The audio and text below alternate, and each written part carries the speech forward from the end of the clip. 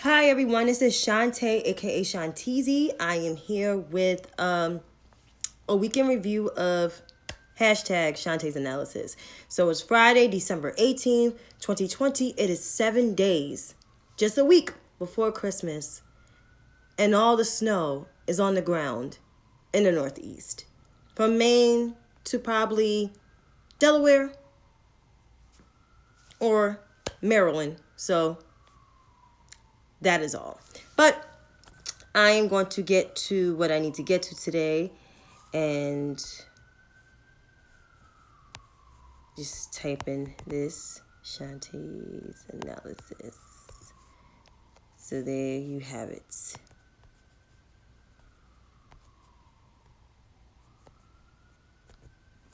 Okay.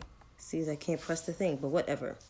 So let me just get to these COVID stats. I did not write them down because I had a very long day at work. And just going to get to this website. Got the iPad right in front of me. So I am good to go. Let me just pull these COVID numbers up. John Hopkins.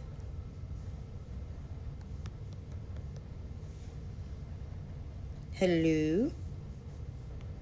John Hopkins COVID University in Medicine. So, here it goes. Jesus Christ. Global confirmed cases, we are at 75,588,781. The global death toll is 1,672,826. U.S. confirmed cases is as follows. It went up a lot. We are at 17,442,180. And the U.S. death toll has climbed up. I believe it was 310 yesterday. Now it's 313,246. Yikes. Not sure how many COVID infections but we had, but it was a plenty. Now I'm going to get to the global confirmed map because I normally do global cases here on Fridays. So I'm just waiting for this to load up. There we have it. Okay. Come on. Move up. There we go. All right. So India has 9,979,447. So they're almost at 10 million. So they're next under us. Brazil, 7,162,978. Russia, 2,764,843. France is 2,499,529. United Kingdom, 1,982,828. Turkey, 1,982,090. Italy, 1,921,778. Spain, 1,797,236, and Argentina, 1,531,374. So those are the countries with the top cases. There are more in the millions. There's about 6 more in the millions and 1 about to be in the millions. So COVID is going up everywhere. This is second wave. I thought it was third, but this is second wave of COVID. So second wave of COVID is looking crazy. And it's wintertime here, but maybe not wintertime anywhere else, but it's wintertime here. So this is looking ridiculous. Now, if you look in some Latin countries, I already said some, but there's other Latin countries with high cases, including Panama, just hit 206,310. Dominican Republic is at 157,929. Costa Rica is at 472. Guatemala is 132,062. Now you go to some African nations. You see Egypt is at 124,280.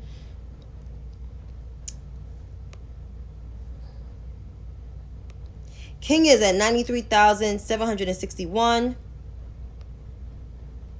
Nigeria is at 77,013. Ghana is at 53,653. Now I'm going to move down to the West Indies.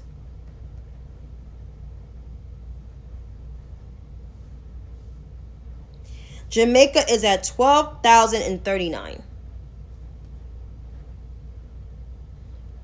Belize is at 791,000. Haiti's at 9,648. Bahamas is at 7,733.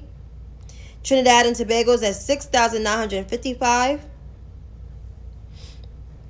Guyana is at 6,076.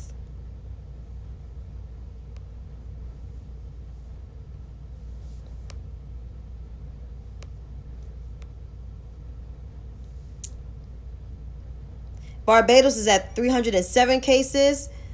Antigua is at 152. St. Vincent at 100. Grenada is 94. Dominica is 88. St. Kitts is 30. That's not good. Not at all. All these countries, terrible. But the death toll, of course, in states like New York is 36,177. Texas has 25,522, so they're almost trailing New York. California, 22,370. Florida, 20,401. New Jersey now have 18,000, so they're like the fifth highest, followed by Illinois, 16,206. This is all coming from the Johns Hopkins website.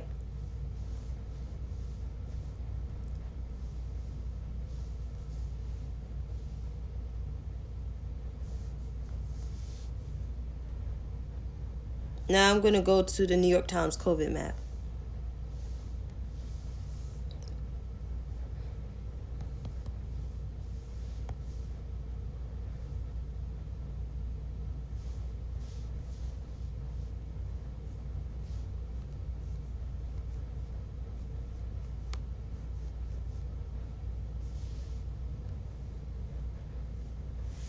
California, according to the New York Times COVID map, is 1,809,432. Texas, 1,571,732. Florida, 1,181,475. Illinois, 888,478. New York, 832,033. Ohio, 605,862. Georgia, 615. Pennsylvania, 544,417. Michigan, 491,339. And Tennessee rounds out that top 10 with 490,304, which they were trailing up. So they just surpassed Wisconsin by 4,000, which Wisconsin is at 486,364. North Carolina, 460. A lot of these states are within the 400s. Everybody mostly have over 100,000 cases in this country, except places like Puerto Rico, which Puerto Rico is almost hitting 100,000. Puerto Rico. So it's 1, 2, 3, 4, 5, 6, 7, 8, 9, 10, 11, 12, 13, 14, 15, 16, 17. So 17, including territories, are the only ones that are in 17 states, including the territories, are less than 100,000. Every other state is at 100,000. That's like 30-something states. That's a lot. They're over 100,000. And the highest is California, which is 40 million people. They're almost breaking 2 million cases in this country. And yet, we don't have a national strategy. Yes, we have a vaccine. The vaccine came this week, but we have no national plan. There's none. A vaccine is nice, but you still need a national plan. National plan, and I'm not a president. Institute a mask mandate without law enforcement being involved. social distance. Do everything you can to slow the spread. Hand washing. The country would have been reopened safely if the whole entire country did a national lockdown for about 4 to 6 weeks. But no. Nobody followed anything. So here we are. Wave 2 with no direction. We have a vaccine. We have 2 vaccines, but we're not rounding the corner. And the outgoing resident of the United States is not paying no attention to COVID-19. He doesn't give a damn. So those 74 million people that voted for him again, I'm not shocked. But you are deplorable. You're racist as fuck. And I'm just going to leave it as that. But we are going to have a national lockdown. It's coming. And when this national lockdown comes, don't be surprised there will be protesters of stay-at-home orders. Because they will be. And one thing for sure, this virus will get under control. It will definitely get under control. Oh, this is my Friday night review, weekend review in politics. It doesn't be long, so this is a live session that I do. But I am going to get into the nitty-gritty of the progressives because that's an ongoing conversation. And it's going to be an ongoing conversation for the next 4 years of the next administration. They're not going anywhere, like MAGA. So, relief. It already passed the legislation where it'd be a 2-day as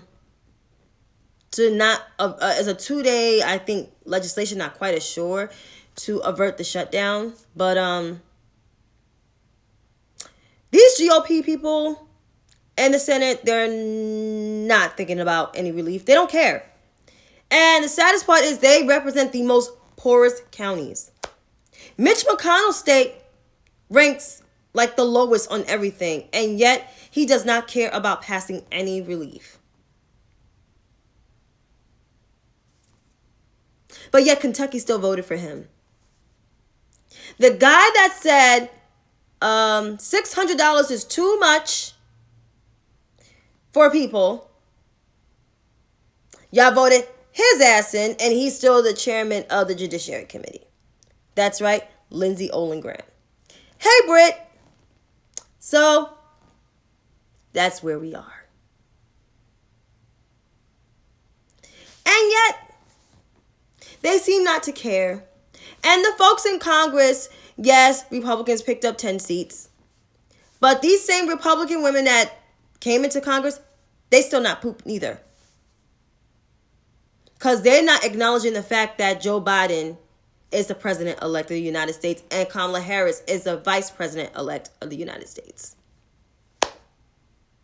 So I do not care about these new GOP women coming into Congress because I could really care less. But yeah, there's no national strategy. There's no relief thanks to the outgoing White House resident, his vice president, and the GOP. And yes, they don't care about the American people. I mean, they've been stopped caring a long time ago, but now it really shows that the GOP really doesn't care. And the folks that have the biggest megaphones are not coming for the party that don't care about people, the Grand Old Party. They're coming after the Blue Party, which I'm going to get to that conversation in a minute. But moving right along into the politics of things, Joe Biden, Kamala Harris had some really good picks for Congress this year. They had Pete Buttigieg as the Secretary of Transportation.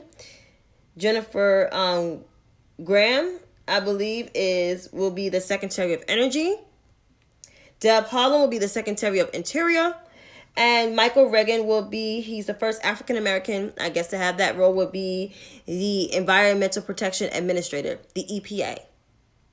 So these cabinet picks, I like. The only one I was opposed to is the Tom Vilsack one. But everybody else, I'm completely fine with. I have no problem. I'm just waiting for the Secretary of Labor to be African American. I'm waiting for the Secretary of Education to be African American. There's other positions that need to be filled. There's a lot of top level positions that need to be filled by Black people. There's ambassadors, more ambassadors. There needs to be an ambassador for each country because remember, the State Department is underemployed. It's not fully staffed, I should say. So Joe Biden has a lot of work. Joe Biden and Kamala Harris, they got a lot of work ahead of him. But I know they're going to do fine because they are the best at their jobs and they're mostly qualified than the outgoing resident and his number 2. So there you have it. But just to make a little note for those who live in Georgia, early voting started this past Monday. I hope you turn out and vote. They said over 700,000 Georgians have turned out so far. So kudos to whoever's on the ground working to make sure people are registered and make sure people are voting. So for those who follow me that live in Georgia, please vote for John Ossaw and Reverend Raphael Warnock. Now, just to end this conversation, my last segment, I'm so sick of these progressives, more so these white progressives, because they seem like they have the biggest mouths in the world. Like, they don't know how to shut the hell up. So I'm going to read a few, some tweets that I saw that was annoying the living dog hell out of me. So let's just read this. So Ryan Knight, he is the Proud Socialist. He's a podcaster, as I mentioned yesterday, of Amped Up, and I guess he's a socialist. So he said this: Bernie campaigned his heart out for Biden. It's President-elect Biden. And what did Biden do in return? Nothing. Biden made no big policy concessions and hasn't made one truly progressive cabinet pick. How many more times the left need to get burned before it stops playing nice with these corporatists? Okay, Ryan. Joe Biden's not a corporatist. He never was. The only money he made was writing a book about his son, and that was during the second term of his vice presidency under President Obama. Yeah. Also, Ryan Knight, aka Proud Socialist, whatever you want to call yourself, Deb Haaland just been nominated as the Secretary of Interior. Simone Sanders, who used to be a Bernie Sanders press secretary back in 2016 when he ran for president then, is now serving as a senior advisor to the vice president. Another progressive, Neera Tanden, will be leading the Office of Management and Budget. Those are the people that oversee like the food stamps and whatnot. She's progressive. John Kerry, y'all want to label him as a moderate, but he was progressive on several issues, and one of them was climate and the other was marriage equality when he was the senator of Massachusetts. So they're pretty progressive to me, but they're not. They're kind of progressive. Because why? Because they're not going to implement their bull crap Medicare for all, which we don't know what's in there, and the Green New Deal, which we don't know really what's in there.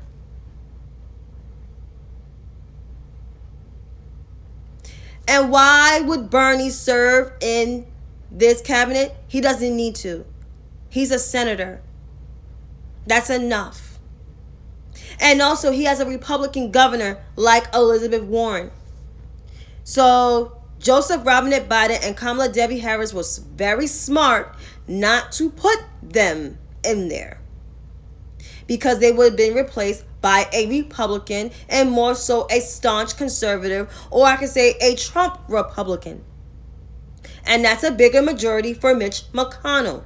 And Mitch McConnell is given a preview of what he will do to Joe Biden and Kamala Harris once they're inaugurated and installed.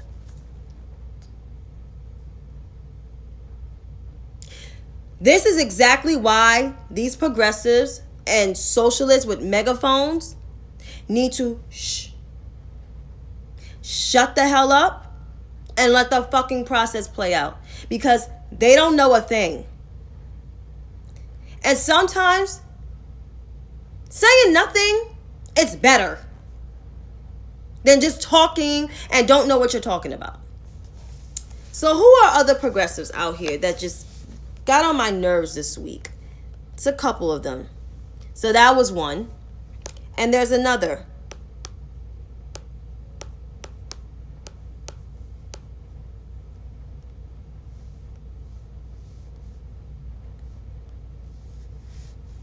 So Axios reported Joe Biden is considering some well-known Republicans for Commerce Secretary, as well as a signal to red state Americans he understands their concerns and plans to address them, even though he wanted to consider a Republican, but I don't think it's a good idea in my opinion.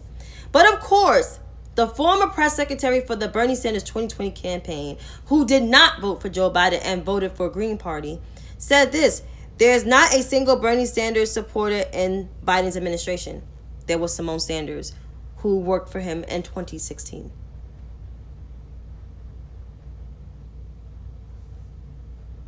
See, don't know what you're talking about. Sometimes it's just good just to shut your mouth and not tweet about anything that you don't know what you're talking about. So that's progressive number two. Progressive number two.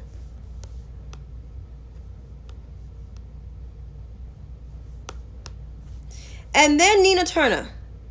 She didn't really say anything, but she is launching her congressional bid to represent the district that Marsha Fudge, who also has been nominated as the HUD secretary to the Biden and Harris administration. And so Nina Turner is running for her seat, which I don't even know she has a chance in hell of winning. And if she does, kudos to her. But after what she did and how she acted during the primaries and the general election, I think voters need to take a very hard look. She said voting for a Biden is like eating a bowl of shit. Well, voting for you for Congress will be like eating a bowl of shit. And I shouldn't say that, but I had to keep it real. Because you said that about the first vice president, the first African American, the first Black American woman, Black and Southeast Asian woman, you said that about her. So voting for Nina Turner will be like voting for a cosplay Democrat. And I'll just leave it as that. That's progressive number 3.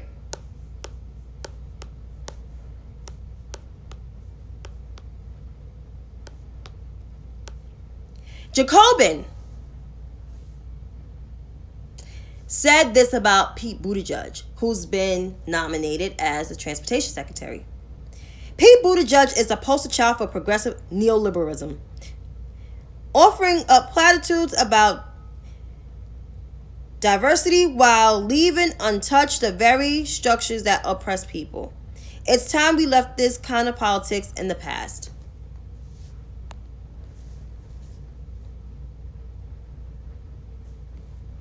Pete Buttigieg talking platitudes.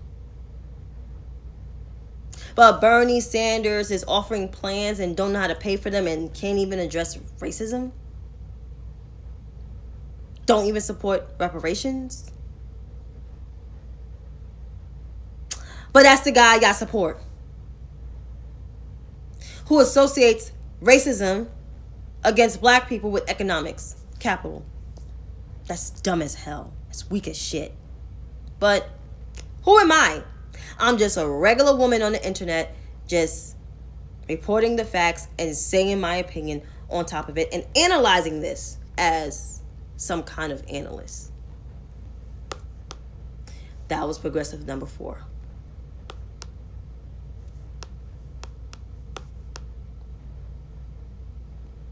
Walker Bragman, cartoonist, rich kid from the Hamptons in Long Island, said this. I think he tweeted this a couple days ago. I don't know what's a bigger insult to young people. Biden, not President-elect Biden, naming any progressives to his cabinet, or Biden reportedly giving Pete Buttigieg an important ambassadorship. Nah, he was going to nominate him for the ambassador for China, but he ended up nominating him as transportation secretary. And he be the youngest guy, I believe, in the administration, if I'm not mistaken. Because everybody else is like over 40 or over 50. He's not even 40 yet. So that's awesome. And then he tweeted something else, said, defund Joe Biden's cabinet picks. Okay. So let me just sum this up about these. No good, annoying progressives, more so the white leftists and their black allies. Bernie Sanders did not win. He lost twice. He lost in 2016. He still did not change his party affirmation, even though he was running for president again. He had the DNC to change rules in order for him to win fairly. They got rid of superdelegates because he did not have a lot of politicians supporting him during the 2016 Democratic presidential primaries. Let's fast forward 4 years later. He announces his bid for president again. This time is more than 10 people. It's actually 25 people that ran for president. Only 20 people participated in the debates because they were qualified and they met the polling numbers and the donations and yada, yada, yada. Of course, Bernie met donations because he raised the most money. And yes, he has super PACs. Then, Senator Sanders advances, gains some support, more so white and Latino support, not too much black support, as he did back in 2016. And as time went by during the primaries, close to the end, when it was between him and Joe Biden, during the primaries, his support actually decreased. Because in Iowa, not a lot of progressives came and voted.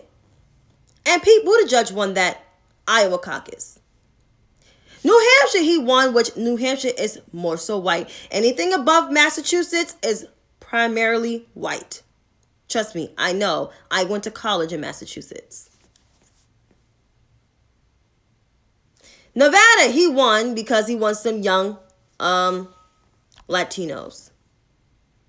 But when it hit to South Carolina, and I have family in South Carolina, Joe Biden easily snatched that. And most of that because it was Jim Clyburn. But half of those South Carolinians, they actually like Joe Biden. Believe it or not. And then it went from South Carolina all the way. Joe Biden just grabbed them states like he had change right on the table. A whole pocket full of change. Bernie Sanders lost a lot of support. And some of that was his own doing. When he had the chance and opportunity to go to Mississippi, because the mayor of Jackson supported Bernie Sanders, and what did he do? He decided to go to Detroit and address a much bigger crowd of black people with race and everything, and there were still white people up there. There was not many black people.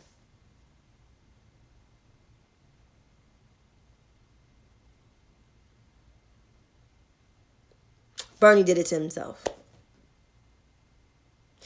And trust me, my candidate left before the Iowa caucuses. But I was watching from the sidelines.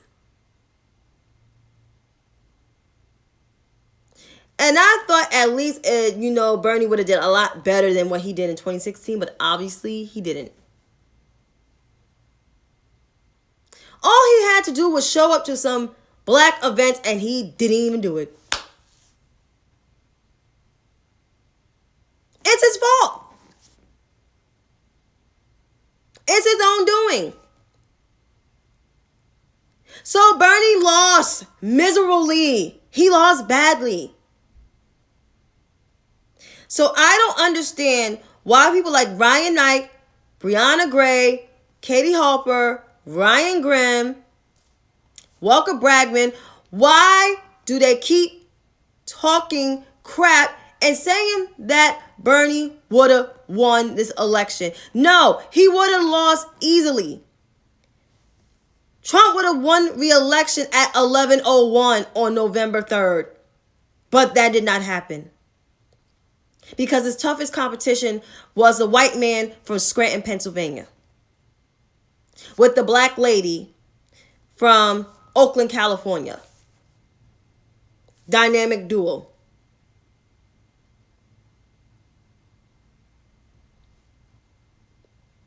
This Bernie would have won crap is the dumbest argument I ever heard.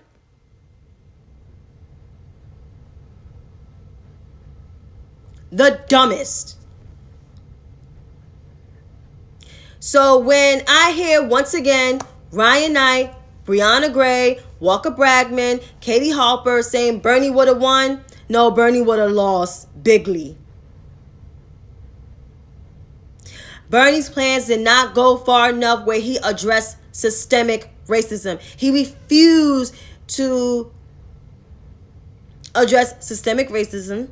He refused to support reparations, and he refused to acknowledge that there is identity politics.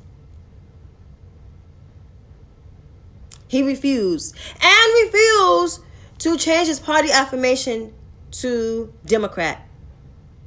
You think the Democrats was going to bend a knee for you when you didn't change your party affirmations, all that crap you talk? No. But he marched with Martin Luther King. That don't matter. There's a lot of people that march with Martin Luther King. And I still will not forget what they said about John Lewis, Brianna Gray. We will never forget. And all these other progressive allies saying they're our allies. No. Because if you was, you would have supported the Democratic platform. And now that Joe Biden and Kamala Harris won, and now they have access to briefings and everything, y'all want them to bend a knee for y'all to pick whoever y'all want, which is mostly white people that are y'all deem as progressive and not black people, which y'all call them centrists and neoliberals and the establishment, which black people don't even have enough money to be the establishment in the Democratic Party. But who am I once again? Y'all really want people to bend a knee for y'all? Joe Biden, Kamala Harris? Hell no. Like I said, Joe Biden and Kamala Harris can pick whoever the hell they want. They could even pick a dog or a cat to be a part of the administration. Because I voted for them. Y'all didn't. Y'all voted for Howie Hawkins, who only got like 354 of the votes in this country.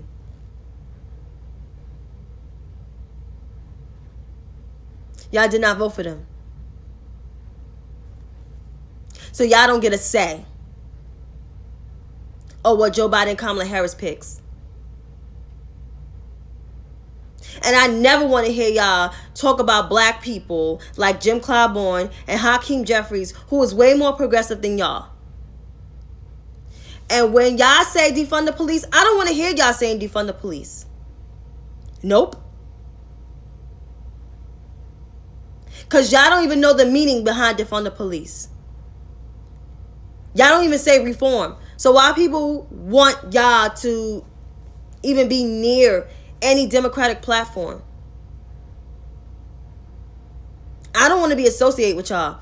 Y'all make progressivism look bad. Y'all not even progressive. Y'all a whole ass cult. Green MAGA. That's what y'all are. So like I said, shut the hell up. Let the process play out. And don't talk. Don't say nothing. Just don't say nothing. And that's that. But as I end this, the weekend is coming. Christmas weekend is about to come. Please stay safe. Please stay sanitized. Wash your hands. Wear your mask. Keep a good distance when y'all shopping. And I'm not telling anybody what to do, but if you're going to see your family, if you live in the same state as your family, please wear your mask around your family, because I wore my mask around my mother and my father for Christmas. I did. I truly did. So that's my best bet for y'all. But until then, you have a good night. If I don't see y'all next Friday, Merry Christmas. Take care.